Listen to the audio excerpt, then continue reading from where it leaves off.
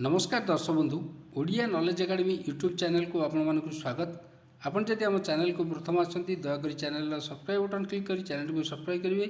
वीडियोटी भल लगे निश्चय वीडियोटी को लाइक करेंगे, कमेंट करेंगे, शेयर करेंगे भूलें जहाँद्वारा आप प्रतिदिन नुआ नुआ update Piper.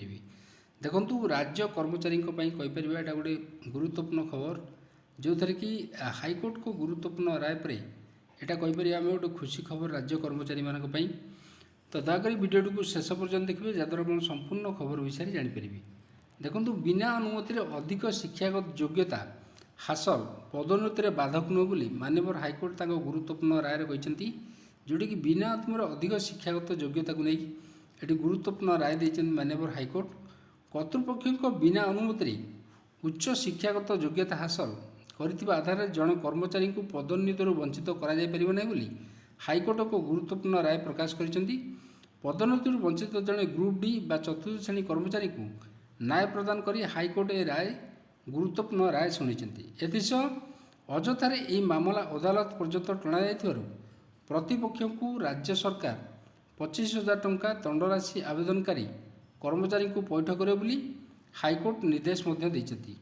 Justice Dixit Krishna Prasad और जस्टिस चेतन दास को नहीं गठित खंडपीठ निरंजन पंडा को आवेदन शुणाणी कर एपरी निर्देश गोटे गुरुत्वपूर्ण निर्देश देते जो थे कि आम कहीपर यहाँ राज्य कर्मचारी खुशी खबर। आसंता 8 सप्ताह मध्य आवेदनकारी को पिछला भाव गत 2014 मसीह पदोन्नति प्रदान कर जोरिमाना अर्थ देवे विलंब हेले प्रथम मास दैनिक 250 टका परवर्ती मास दैनिक 500 टका लेखाएं दायी अधिकारी दरमार जोरिमाना आदाय कर हाइकोर्ट राय स्पष्ट कर।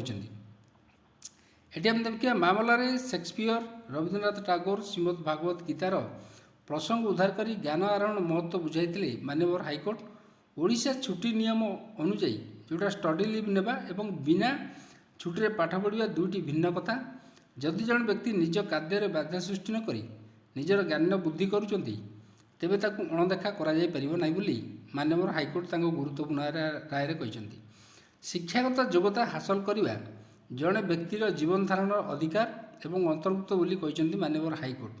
मामला प्रकाश जे आवेदनकारी जड़े ग्रुप बी कर्मचारी पीएन 2014 मसीह पदोन्नति कमिटी द्वारा जूनियर आसिस्टेंट पद को पदोन्नति पाइबा योग्य थे, मात्र चाकरी करता बेले से बिना अनुमति अधिक शिक्षागत योग्यता हासिल करते यही आधार पदोन्नति दि जाए नाला।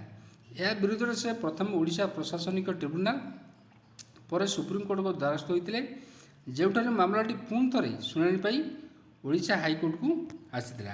तो यहाँ गोटे गुरुत्वपूर्ण खबर आम कहीपर कर्मचारी राज्य कर्मचारी जोटा कि बिना अनुमति आपड़ स्टडी कले जो पदोन्नति बाधा ना बोली माननीय हाइकोर्ट गुरुत्वपूर्ण राय कहते। तो आज गुरुत्वपूर्ण खबरटी जदि खबरटी आपको भल लगे दयाकोरी निश्चय चैनल को सब्सक्राइब करेंगे, वीडियो को लाइक करेंगे, कमेंट करेंगे, शेयर करेंगे भूलें। धन्यवाद।